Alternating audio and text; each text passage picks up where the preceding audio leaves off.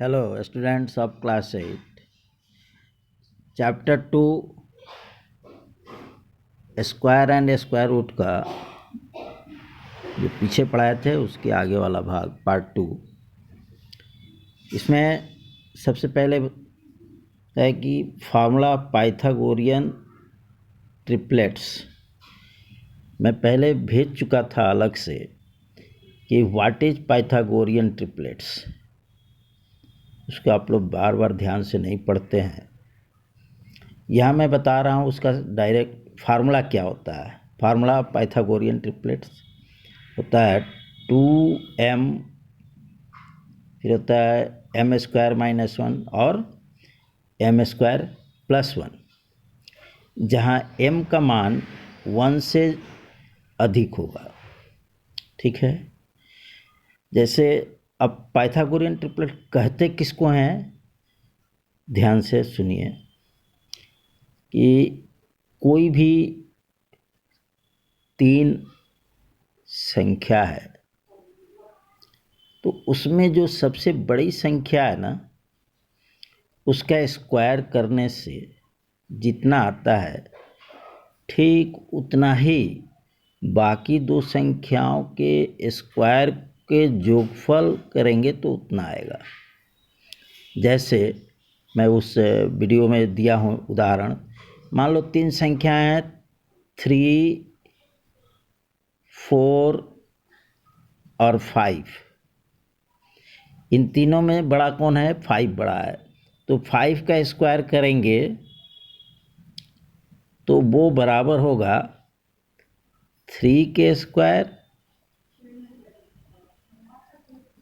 और 4 के स्क्वायर का ऐड करने पर जो आएगा। तो 5 का स्क्वायर क्या होता है? 25। और यहाँ 3 का स्क्वायर 9 और 4 का स्क्वायर 16। तो इस तरह से देखो ध्यान से, 25 = 25 हुआ,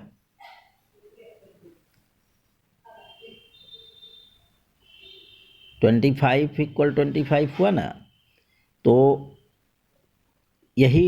इसी को पाइथागोरियन ट्रिपलेट्स कहते हैं।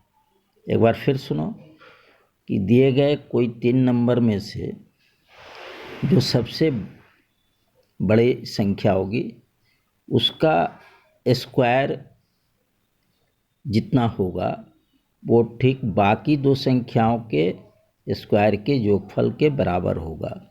जैसे यहाँ 3, 4, 5 में सबसे बड़ा 5 है तो 5 का स्क्वायर करने से 25 आया, और इधर 3 का स्क्वायर और +4 का स्क्वायर करने से 9 + 16 जोड़ने से 25। तो इस तरह से ये दोनों बराबर आ गया। तो इस प्रकार 3, 4, 5 जो है ये पाइथागोरियन ट्रिपलेट संख्या है। अब इसको जो फार्मूला दिए हैं यहाँ पर 2m फिर m² - 1 और m² + 1, तो इसमें m की जगह पर कोई भी संख्या रख के देखो, लेकिन जो संख्या रखोगे 1 से बड़ी होनी चाहिए। जैसे मान लो कि 3 रखते हैं तो 3 रखेंगे तो 2m में 3 को मल्टीप्लाई करेंगे तो क्या आएगा?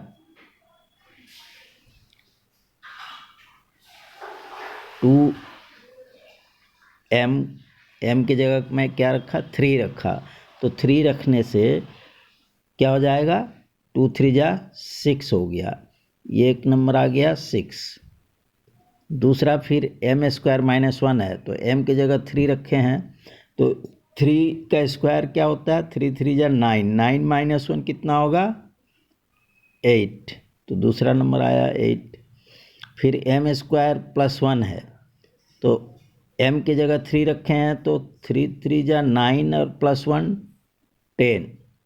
इस तरह से तुम m की जगह पर 1 से बड़ी कोई भी संख्या रख करके ट्रिपलेट्स, पाइथागोरियन ट्रिपलेट जिसको कहते हैं, निकाल सकते हो, जैसा मैंने यहाँ लिख करके बताया। चलो आगे देखते हैं कि स्क्वायर रूट निकालते कैसे हैं।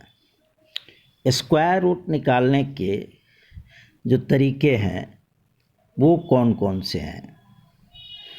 स्क्वायर रूट निकालने के यहाँ पर दिया हुआ है कि there are 2 methods of method to find square root of a number. Square root निकालने के 2 मेथड्स दिए हुए हैं। पहला कौन सा? फैक्टर मेथड, और दूसरा डिवीजन मेथड। पहला फैक्टर मेथड मतलब उनका प्राइम फैक्टर निकाल के, जो नंबर दिया रहेगा उसका फैक्टर निकालते हैं। देखो कैसे, यहाँ दिया है मैंने उदाहरण में 7056 एक नंबर है ना। तो इसका फैक्टर निकालें, पहले 2 से डिवाइड किया, आया कितना? 3528। फिर 2 से डिवाइड किया, 1764 आया। फिर 2 से डिवाइड किया, 882 आया। फिर 2 से 441 आया। फिर वहाँ 3 से जाएगा तो 147 आया। फिर 3 से गया तो 49 आया। फिर 49 को 7 से ले गए और 7 को 7 से ले गए, लास्ट में 1 आ गया। इस तरह से इसका प्राइम फैक्टर हुआ। अब ध्यान से देखो, हमने उस प्राइम फैक्टर को यहाँ पर लिखा है 7056 इक्वल क्या लिखा है? 2 × 2 × 2 × 2 × 3 × 3 × 7 × 7। ठीक है। अब यहाँ स्क्वायर रूट निकालने के लिए इन संख्याओं का जोड़ा बनाएंगे। अब जैसे ध्यान से देखो कि यहाँ 2 कितनी बार है? 4 है। तो एक जोड़ा में 2, फिर एक जोड़ा में 2, यानी 2 का यहाँ 2 जोड़ा हुआ। तो उसके बदले में प्रत्येक जोड़े के लिए एक एक 2 बाहर निकाल लिए। फिर उसी तरह 3 का एक जोड़ा बना तो वो एक 3 बाहर आ गया, और फिर 7 का एक जोड़ा बना। इस तरह से एक 7 आ गया। एक चीज़ ध्यान दो, जब जोड़ा यहाँ बनाएंगे ना तो पूरा जोड़ा बन जाए तो समझना है कि ये परफेक्ट स्क्वायर है। अगर कोई एक सिंगल नंबर बच जाए तो वो परफेक्ट स्क्वायर नंबर नहीं होगा। यहाँ तो पूरा जोड़ा बन गया, देख लो ध्यान से, 2 का, 3 का, 7 का जोड़ा बन गया, कोई सिंगल नंबर नहीं बचा है। तो इस तरह से अब यहाँ देखो क्या आया कि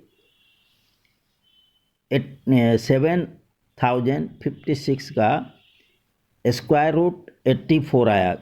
मल्टीप्लाई करो, 2 × 2 = 4, 4 × 3 = 12, 12 7 जा कितना होगा यहाँ? 84। तो इस तरह से इसका स्क्वायर रूट कितना हुआ? 84। समझ में आया? अब चलो आगे बताते हैं square root by division method. भाग विधि द्वारा कैसे बनाएंगे। उसी नंबर को मैंने लिया है 7056 को लिया है, यहाँ देख सकते हो इधर बनाए हैं। तो 7056 लिखेंगे और दाहिनी ओर से उसका जोड़ा बनाएंगे। 5 6 एक जोड़ा होगा, फिर 0 7 एक जोड़ा होगा। अब 0 और 7 एक जोड़ा यानी 70। तो इसको निकालने के लिए इसका टेबल यहाँ दिए हैं, देखो ये टेबल कैसे पढ़ोगे।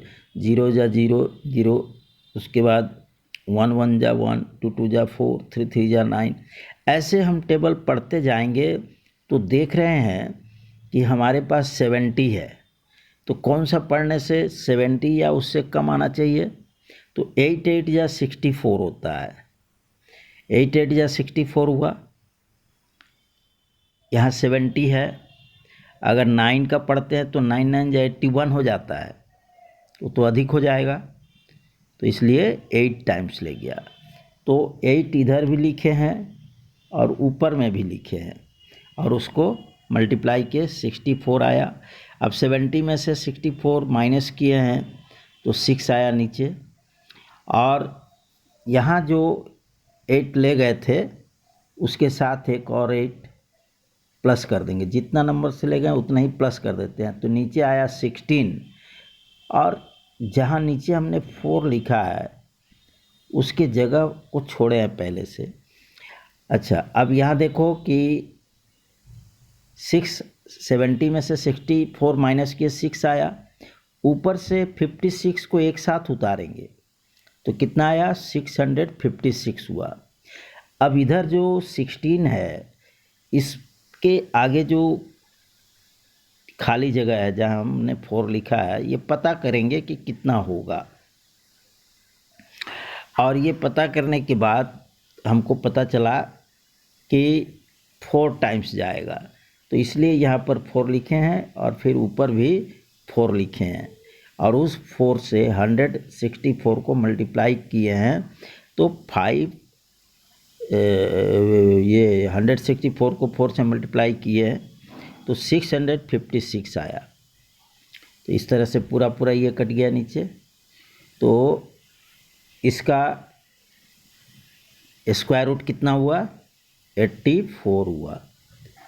यही नंबर फैक्टर मेथड से ऊपर बनाए थे तो वहाँ भी इसका स्क्वायर रूट 84 आया था, डिवीज़न मेथड से भी बताया।